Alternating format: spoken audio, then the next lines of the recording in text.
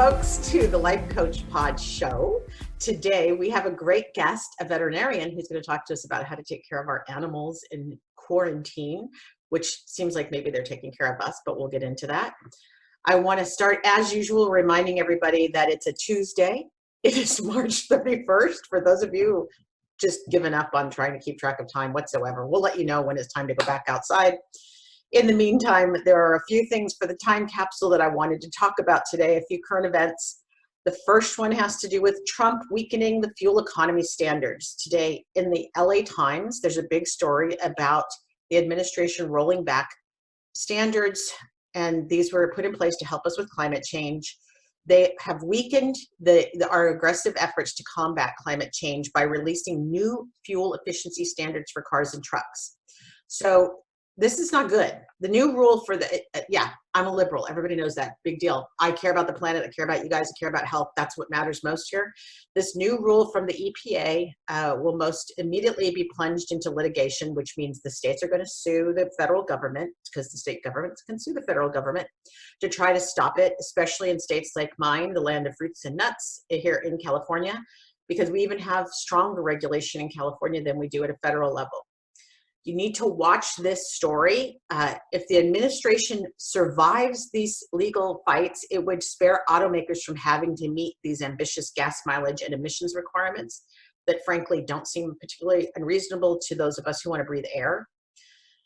We have, there's one comment in the story from the National Resources Defense Council president: gutting the clean air standards makes no sense. It'll harm the air we breathe, and it'll stall progress in fighting the climate crisis and the increased cost of driving.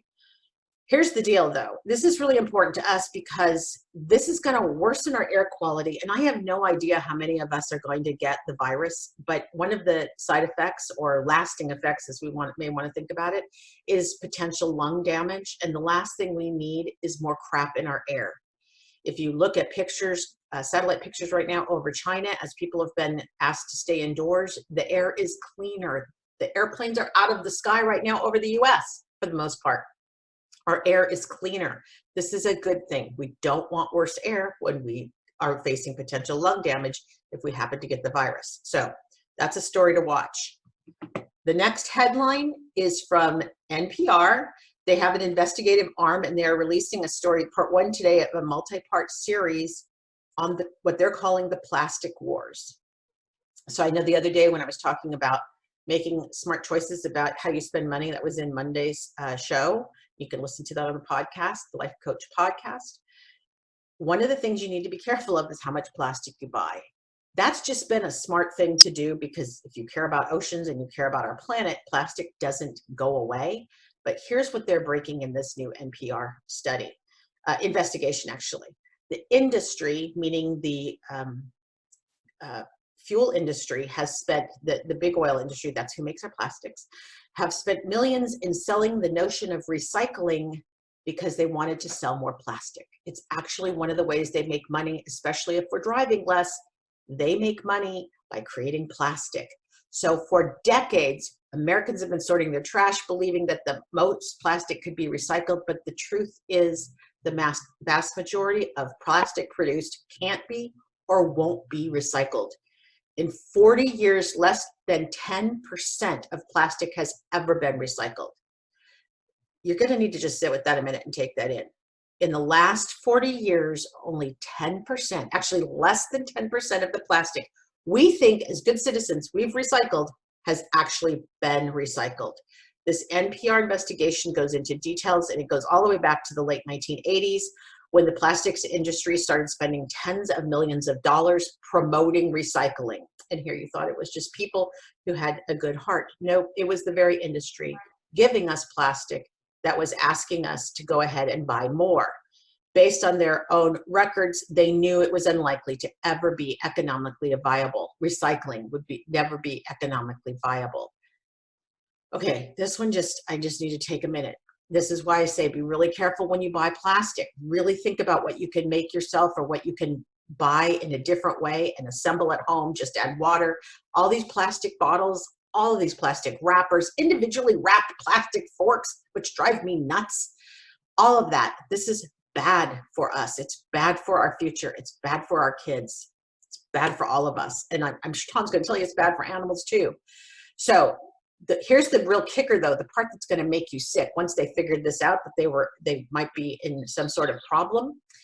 Plastic is more prevalent than ever, and it's become harder to recycle because as gas prices remain at historic lows, making new plastic is cheaper than recycled plastic. And the industry now produces many more different kinds of plastic that are more complex, more costly, and can't be recycled at all.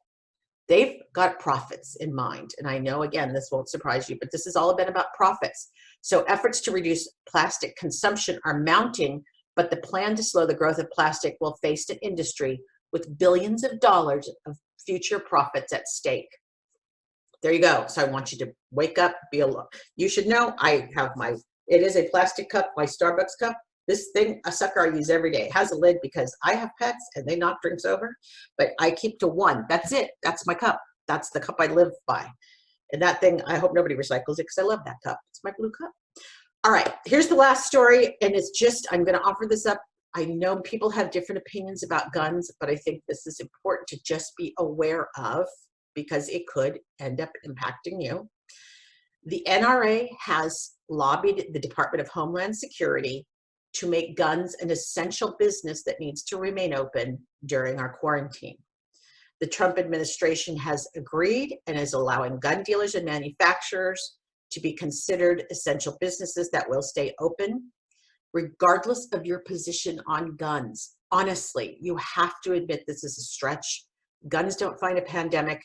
And if things do go sideways, if we have severe poverty, if we have severely hungry people, if we have a situation where folks are feeling incredibly threatened, and all you need to do is go back to look at Maslow's hierarchy of needs and realize if you aren't meeting people's basic needs, they freak the F out, then you need to know that more guns is not really going to be a thing that's going to work for any of us. More guns is going to put us really at risk. So, all right, there we go. That's the liberal bias on the news, but those are the stories you need to keep track of. And I will now care about our future, people. Civil rights, human rights, that's me. So I'm going to introduce Tom Mason, Dr. Tom Mason. We go way back into a town just down the road from me. I'm in Sacramento. We both were at UC Davis, where all the good bets are made. And Tom was on my dorm floor so many, many, many years ago. And he's turned out to have quite the remarkable, and frankly, I'm very proud of him, career. If you have lived in San Francisco, you may have had him be your vet. If you were at Pets Unlimited, right, Tom? Correct. In the Fillmore or at the San Francisco SPCA? Yep. Two places I know you must have fans who miss you as you're no longer working in the office proper any longer. Tell us about yourself for a few minutes. Sure. Well, thanks for inviting me onto your show. I haven't actually seen you in person in years. I know. And yeah, we were on the same dorm floor. Oh my God, with the stories we have from that time. So I'm a small animal veterinarian. I graduated from UC Davis in 1988, a long time ago, 30 years ago. Yeah. And I've been primarily practicing in San Francisco for most of my career. Again, as Jennifer said, I was at Pets Unlimited, which was an animal welfare organization in San Francisco, where we had a large 24-hour veterinary practice, with emergency and general practice care there. And then we also had an animal shelter and did adoptions. Then I became part of the San Francisco SPCA when we merged with them. Currently I'm the director of veterinary care of Carole Pet Care, which is a small San Francisco-based company that is buying veterinary practices and operating them, running them. We kind of have a unique model in that, unlike VCA, if you have animals and you go to veterinary practices, you've probably seen a VCA practice. That's 100% corporate practice. You know, it's owned by Mars. The candy company? Candy company, yeah. They own a huge amount of the veterinary industry right now. They own Banfield. They own VCA. Wow. They own Blue Pearl, which is specialty emergency. They own Royal Canin. They have their hands in a whole bunch of different facets of the veterinary industry. Anyway, long story short, corporate practice. When we buy practices, we partner with a veterinarian in the practice to be our on the ground owner partner. So we're trying to maintain local ownership in a practice so that we've got a local leader who really understands their practice, their community, what that community needs when it comes to veterinary care, instead of just trying to rubber stamp a corporate model onto everything. So it's honoring the independence in a way, but gives them access to much more. Correct. By being affiliated. There's a huge amount of benefit to having a network of practices with, combined, purchasing, for example, or Oh yeah. Things like that you can't really do as an independent practice, but you give up a lot of things when it's all, again, corporate run. I really believe that, the best practices have a leader in the practice that has a vision for what they want their practice to be. And it's nearly impossible for a corporate entity to supply that in a way that's meaningful. It really takes that individual to bring the heart to the practice, that you lose when you end up in a 100% corporate owned situation. There's corporate practices that have, leaders in the practice that treat it like their own, but I would say a lot of them are caretakers and not. There's a lack of vision in the industry right now, given how the corporate consolidation model has really taken over the industry. There's fewer and fewer independent practices nowadays that are owned by a veterinarian or veterinarians. That whole generation of veterinarians that, preceded me and are part of my generation are selling because they're getting close to retirement, and young baby docs just don't have the money or the wherewithal to be able to buy practices any longer. So the only place that owners have to go to sell when they are going to retire is to a large group or corporate entity, mostly. You just might have explained that as a lifelong pet owner, Yeah. what I experienced just in Santa Cruz County, where I used to have really committed vets and I knew it was their practice and I could tell they were willing to make the tough decisions and they followed, I guess what I would say, their own protocol, right? And so, Yeah. and then that shift to much more Kaiser kind of method of treating where you fit into a model. It wasn't that personal passion is not the same. Correct. Wow. And veterinarians as a whole are very committed to providing, good care. But, when everyone's an employee, Right. it kind of engenders a certain approach to your job than if somebody has a piece of the pie as a partner, owner, or whatever. I mean, you're going to treat that practice differently. It doesn't mean that employees don't bring their heart to their practice, but if you don't have the vision to, like, this is the practice I want to create, this is the kind of service I want to provide to our clients. If you don't have somebody kind of like developing that and wanting to build an intentional culture, for example, in the practice, and that's going to benefit the employees and the clients and the patients. Without that, to me, I really strongly believe without that sort of visionary person in the practice just kind of drifts along. I mean, they may provide okay service and good medical care, but you miss something.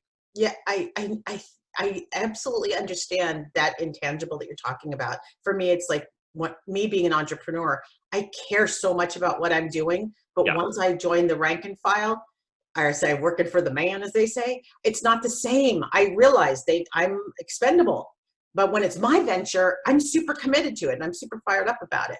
Yeah. So Yeah. I absolutely get that difference. And so CuroPet is really looking out for and trying to provide space for these entrepreneurial veterinarians. Absolutely. And trying to get people, most of our partners never dreamed that they would ever be able to be a partner in a practice or would be able to buy into a practice because they just didn't think that they would have the financial ability, frankly, in most cases, because veterinary students coming out of school nowadays have huge debt.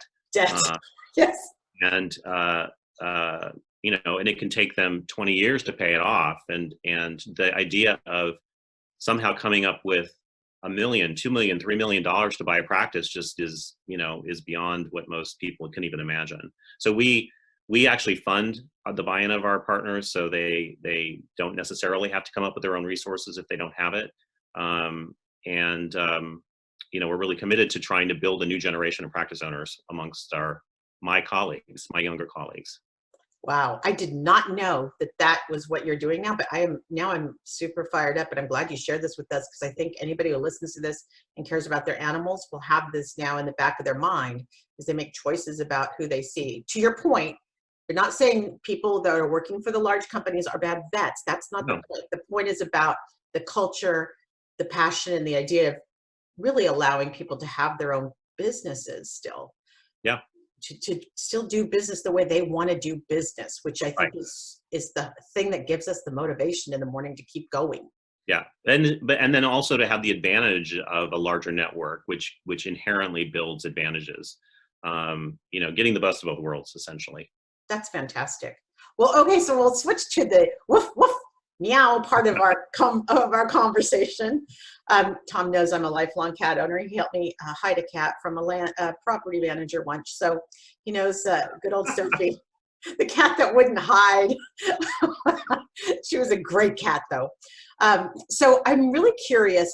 First, I'm going to ask you the hardest question, I think, right off the top, because we're starting to use chemicals like crazy. We're in the house. Hopefully our dogs and stuff are able to go outside, but we've got chemicals we're throwing yucky Clorox wipes and trash cans down at their level.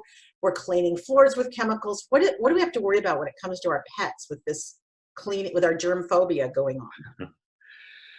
Yeah, I mean, certainly, cleaning products in general are something that, you never want to eat, swallow, lick, in general. And so you do have to be mindful about that. I mean, dogs, get in the trash. If you're putting a whole bunch of caustic Clorox wipes into the trash and they get in and tear them up, I mean, yeah, they could make them sick, burn their mouths or, Yeah, I was wondering about burning their mouths. yeah, yeah. When it comes to, I mean, same with floor cleaners. If you're using something that's kind of toxic potentially on your floors, well, one, why would you want to be walking on that barefooted yourself? But two, if the animal is something spills and they lick it up, I mean, they're going to getting exposed to that. I mean, generally things are going to be diluted out enough that you're probably not going to get a toxic dose from, licking some floor cleaner up that's been, mopped around. But I mean, certainly I have a French bulldog, and I'm very mindful about how what we clean our floors with, so that we're not leaving something that could damage her, if she was to, which she does because she's right under my feet when I'm cooking, and Yeah. everything that drops gets licked off the floor. So So if an animal were to get too much, if they were to get exposed, would you mentioned burning their mouths? Would we see what kind of symptoms might we see to know? And I assume we flush with what do we do?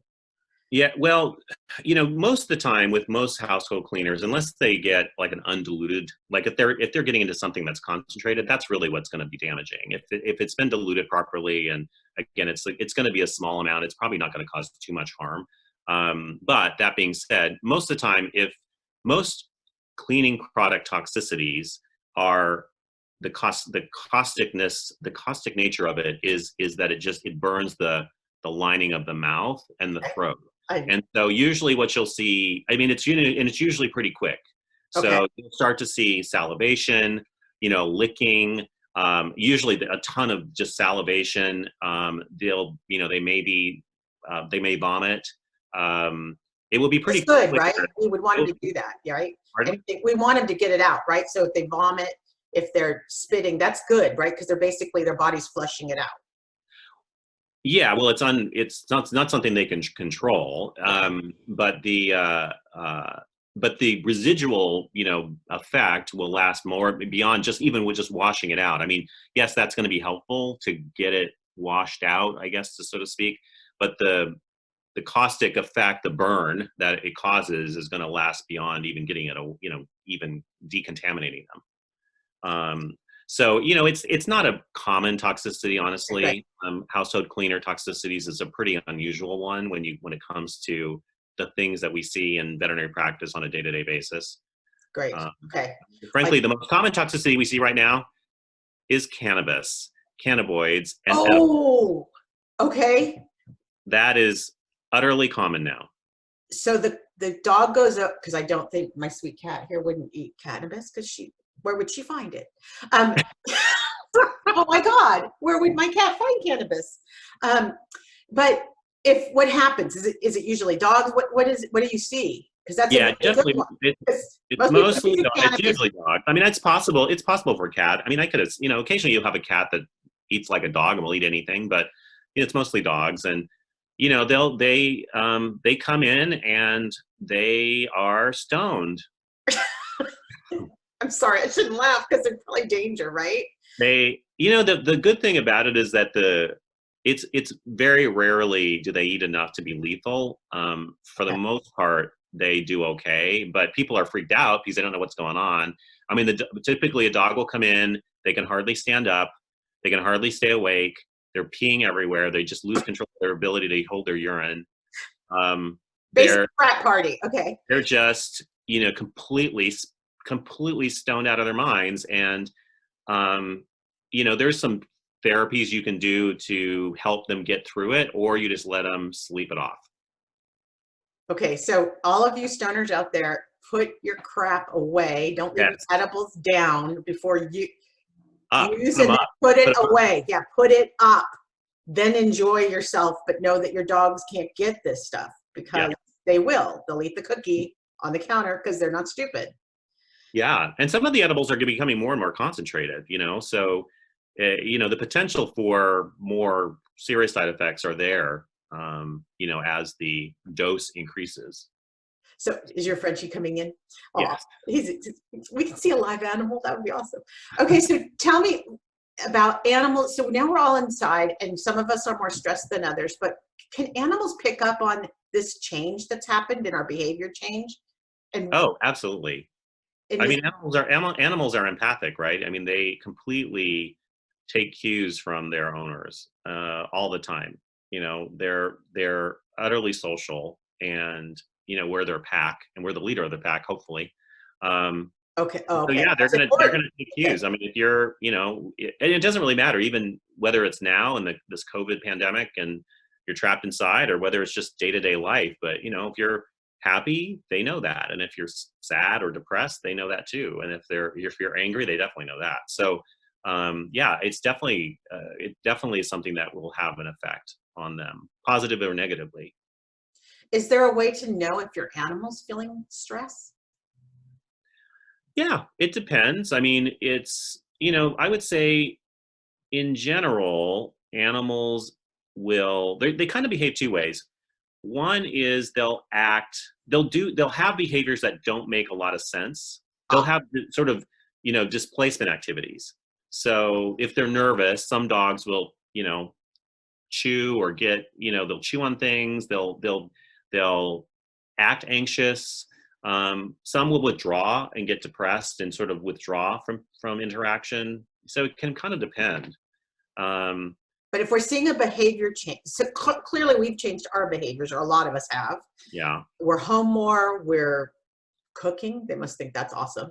But yeah. we're doing stuff at home. But if we notice something with our animal that doesn't seem right, then there's a chance potentially that there's some stress going on there, or there's Yeah, it could be. It could be. Or there's something going on more organically with them. They're actually ill. They're developing something that's more of an illness as opposed to just a reaction to, you feeling a little stressed.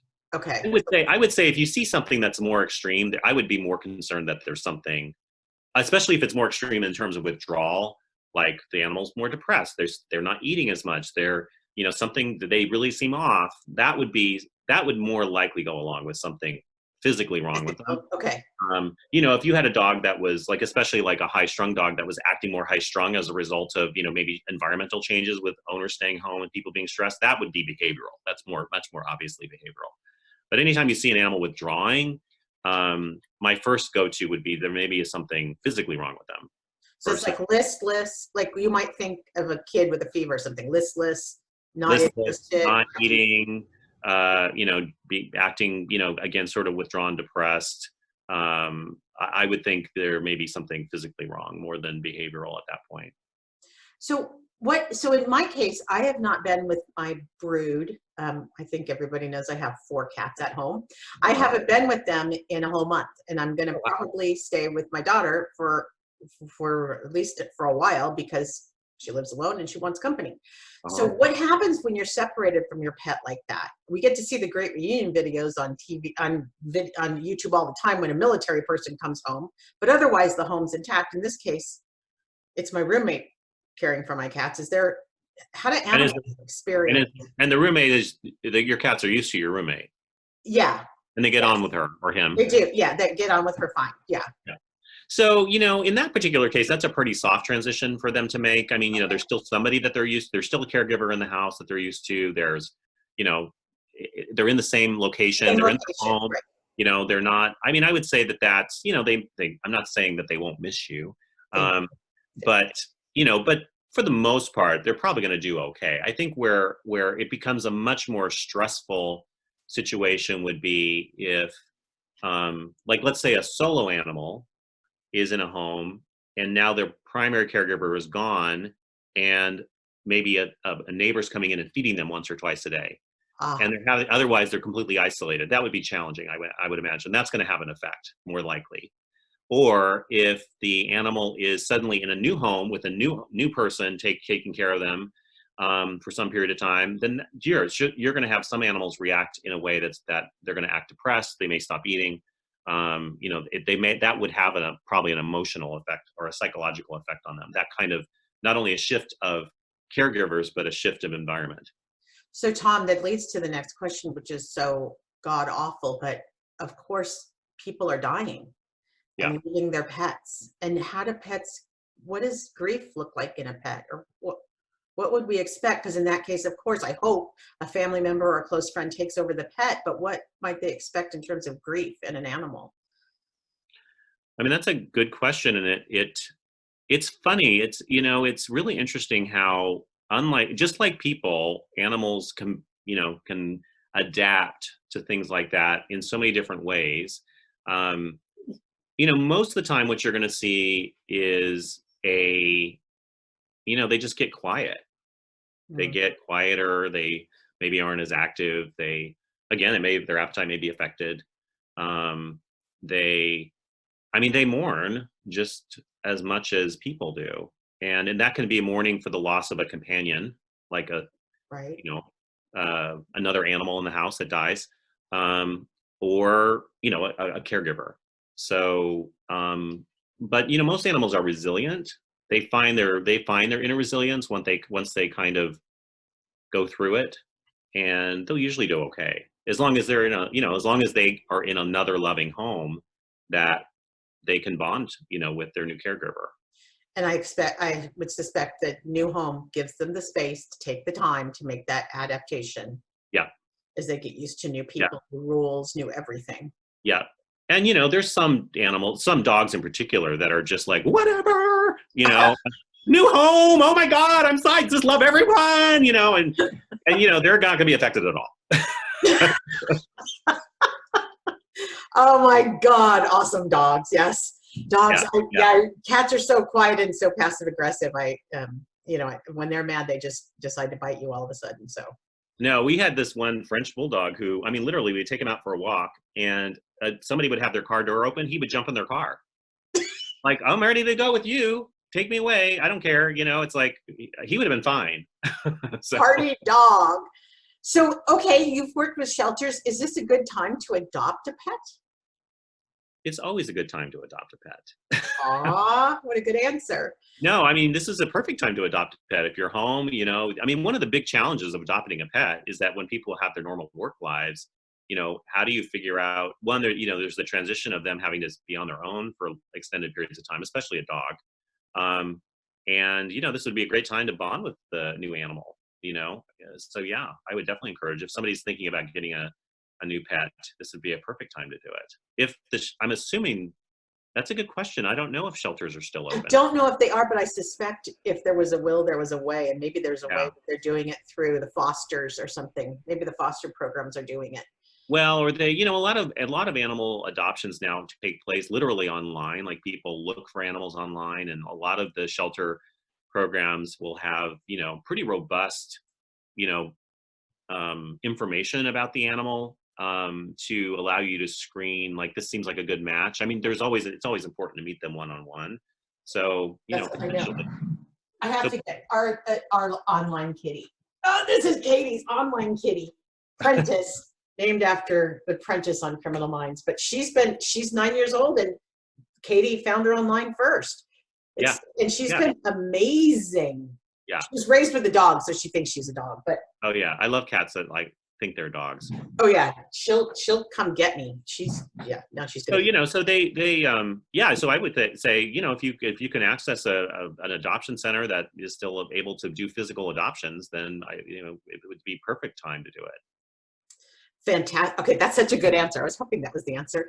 And then the last thing that I'm curious about, and then we might have some questions from people on the phone, but is there any basic health care we should be keeping in mind right now for our animals Yeah. while we're probably, just going to the vet's a lot harder?